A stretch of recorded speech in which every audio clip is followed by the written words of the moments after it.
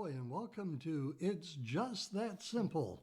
And joining me is my co-host, the very lovely Michele Wilson. Michele, good to have you back with us. Thank you for having me back. It's always a pleasure. It's always a pleasure.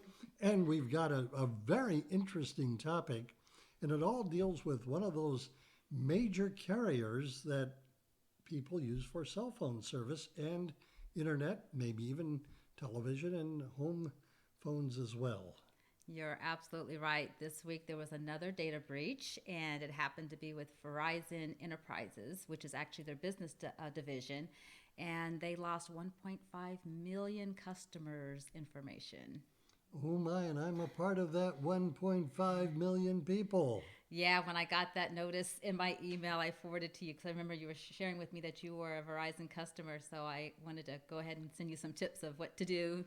Well, I tell you what, let's give a little bit of a recap. A couple of months ago, I'd gotten an email from Verizon saying, you need to activate your new iPhones. And I went, I haven't purchased any new iPhones. So I called up Verizon. And they said, well, yeah, you did. We've shipped them out. And, oh, you didn't order them? And I went, no, didn't order. Those aren't mine. Please cancel the order. And so they said, well, we'll cancel it, but if they've gone out, we'll need to have them sent back. Fine.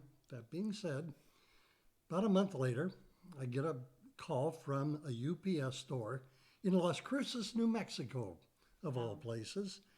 And they said, we've got your iPhones here. Come pick them up. And I said, those aren't mine. Send them back. So they said, no problem. Turns out the story there in Las Cruces, New Mexico, had said, we see a lot of this. People order the phones and they're routed through here, and same people come by to pick them up. And I said, well, there's your clue, Sherlock. So they sent the phones back.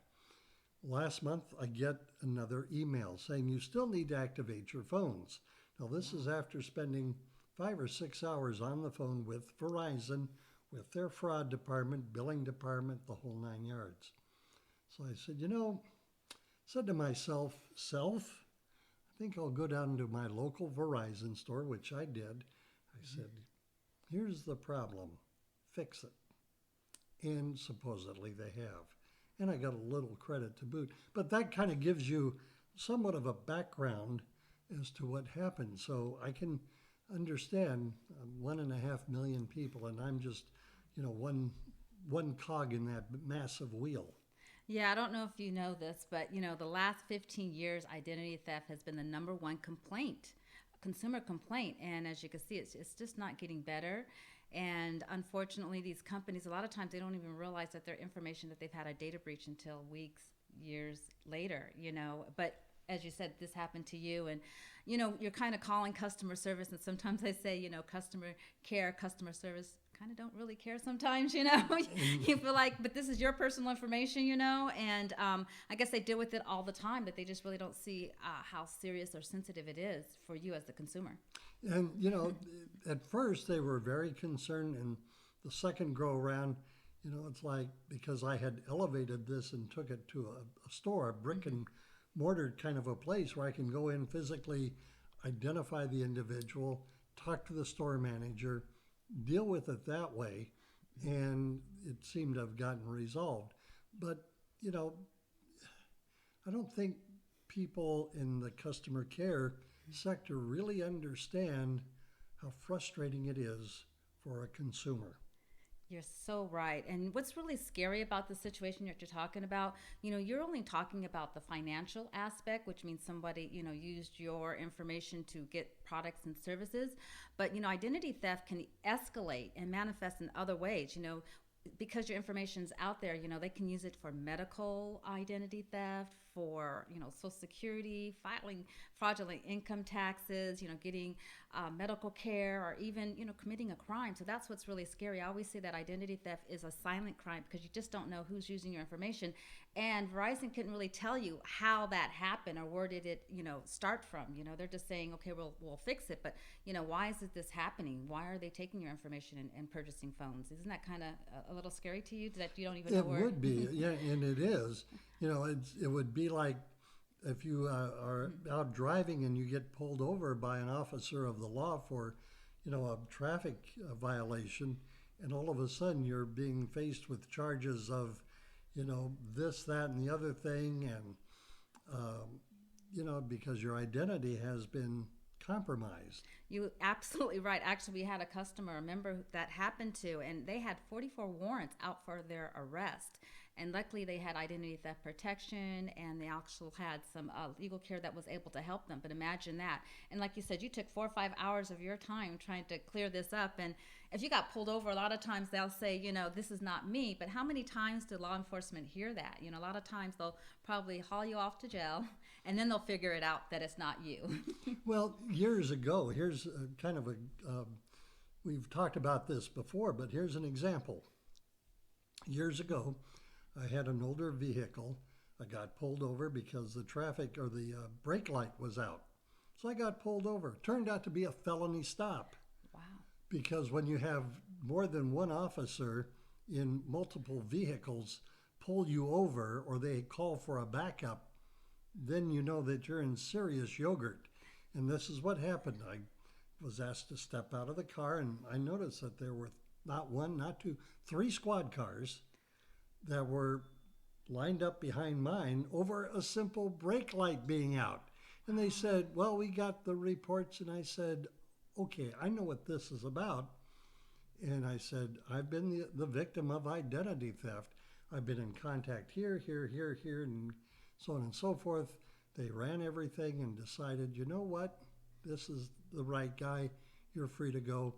Gave me a little fix-it ticket, got it fixed. Bing, bang, boom. Out the door I went.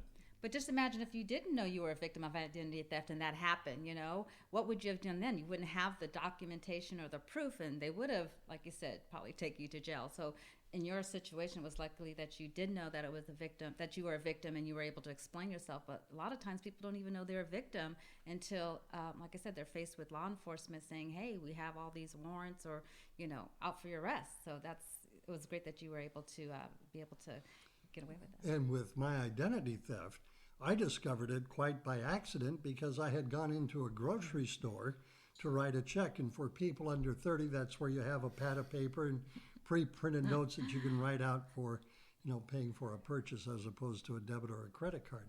But the thing of it was, they said, we can't take the check because one of your checks bounced. And I'm going, I don't write bad checks. And they said, well, it was on the bank of whatever, San Juan, I believe it was. And I said, I don't even bank with San Juan. I deal with this bank. Here's this bank. Oh, well, you'll need to contact our customer people in the morning at our regional office, so on and so forth. I got it cleared up, but that began to unravel the big yarn ball, as it were. Wow. How many hours did it take you for that situation to... Well, it took many, many man hours. It took me really over the course of 2 or 3 years to get it, for the most part, resolved. And every now and then, something will crop up and I'm going, here's the proof. Yeah. Because like I had one of the upscale markets call me and said, well, you wrote a bad check. And I'm going, that's not me. Had to get everything notarized and, and I got the DMV involved, and the DMV provided the picture of the person that was the perpetrator, and eventually he was caught and brought to justice. And I'm very thankful for that. But identity theft is a very serious thing that it goes on. So when you talk about Verizon told me at one time when Target was compromised, well, we're the ones that provided them with multiple layers of encryption, and they were just bragging on themselves. And now we see where Verizon has been hit. The scammers, the thief, they're always, I think, 2 or 3 steps ahead. And so, this is an evolving issue with security and so forth like that. I don't think it's going away. And everyone does a lot of, banking online and purchasing online and so forth like that. So, with anything in their walls, they can be hacked. So, yeah. It's very true. So what else can you tell us about Verizon? Well, they're claiming, like I said, that they don't think the information was being sold. But what I was reading, that actually, there's something called the dark web, the black web, where actually criminals are behind the scenes and they're selling information. And there was an advertisement saying that they were selling that 1.5 million for $100,000, or they were selling it for like 10,000 for a block of 100,000. And you know what, Verizon just kind of failed to comment on it. But I really believe that we won't know how long this is going to take for it to really come to surface. Like I said, with your situation, we're not really sure how they got a hold of it, but they got a hold of it. So it's really hard once it's out there, where it's coming from. And a lot of times when companies are breached like that, they will offer what we call a data breach product, which is like really free credit monitoring. But you got to be very careful with that type of credit monitoring, because you have to prove that the incident occurred because of that particular loss. Now, if it was medical identity theft, it's not going to be covered because this was a financial situation. So, a lot of times people have that false sense of security when these companies offer the data breach product, and it's really just monitoring. And really, like I said, if it affects you in other areas, like I said, the criminal, the social security, or medical, it may not be covered. And, what if you're married and so forth? And a lot of times, your information is combined, and so if your spouse got affected by it, it might not be covered. So I just say be very careful about the data breach products that they may be offering. And with the medical, nowadays, doctors really all across the United States go with electronic medical records, and they're stored to the cloud, and anybody can come along with the right information and extract your particular health file. It's really scary. Convenience, convenience as opposed to security. And like I said, everything they say is private and so forth. But, as you know, my son, his medical records were breached twice, So it's kind of scary that information is getting out there. Like I said, they can have it out in the cloud, but definitely can have access. And I think medical identity theft is the most riskiest, because if someone has your, different blood type, has surgeries or something like that, it will actually merge with your medical records. And then with the HIPAA laws, which is so crazy, is that because of the Privacy Act, you can't even access those records because they're not really yours. And so that's really the most dangerous, is the medical identity theft. So getting back to Verizon, what steps has Verizon taken that you are aware of to perhaps seal this leak? Actually, I haven't heard of any steps just yet. I think, they may, like I said, offer a data breach, but they're really kind of saying no comment at this time. And they're really saying that they don't believe that any of the customers' private information has been exposed. All they're just saying, there's this, it happened, but they don't think that the private information has been exposed. So, okay, you mentioned a term, and I want to explore this just a little bit. The dark web. That sounds rather ominous and relatively a new term. What's going on? Well, I would love to do a segment on that. But really, what we think when we're doing our searches and so forth like that, there's just those layers. And actually, the criminals and identity theft scammers, there's actually a whole nother internet. And that's where private information, where they're selling stuff and everything like that. So I really would love to come back on the show and talk about that. Yeah. And we'll have you do just that. So maybe you're talking the difference between internet and intranet. No, actually, intranet is actually a company. So like when you were working for a company, that internet, they have their own system. However, the dark web it's really just like the web, but it's just underground type of thing. We have a lot of underground, and it's secretive. And actually, there's different ways of getting on that, but it's just not shared with the general public. Interesting. That will be a topic for another segment. And I'm looking forward to that. So any concluding thoughts that you might have for today? Well, some tips I just want to give you. Like I said, Verizon hasn't really talked about, what they're going to do at this point in time, but really be careful about what we call phishing. If you get any phone calls or emails saying that they're Verizon, just be very cautious. And even caller ID, they're actually able to mask their numbers now these days. So it may say Verizon, but that's not Verizon. And really be careful, because a legitimate company is not going to call you out of the blue and ask you for your personal information. So just be very cautious. And like I always said, I think I was speaking with someone, about insurance, right? When you have car insurance, is it good to have the car insurance before or after you have the accident? you want to have it before. So I just say, really look into be properly protected with the identity theft protection. Nowadays, just kind of like, just in case, I always say it's not if, it's just when, because we do not have control over our information. And so, like you said, you spent hours. I mean, how does that affect you, when you're trying to go to work and so forth like that? So you just want a professional to be able to help you restore your identity if something like that happens. And that professional will be able to help navigate you with and not waste your time. Exactly. They know exactly. I say, a professional stole your identity. Wouldn't you want a professional stole your identity. Wouldn't you want a professional to put it back to where it was before? Do not do this at home, kids.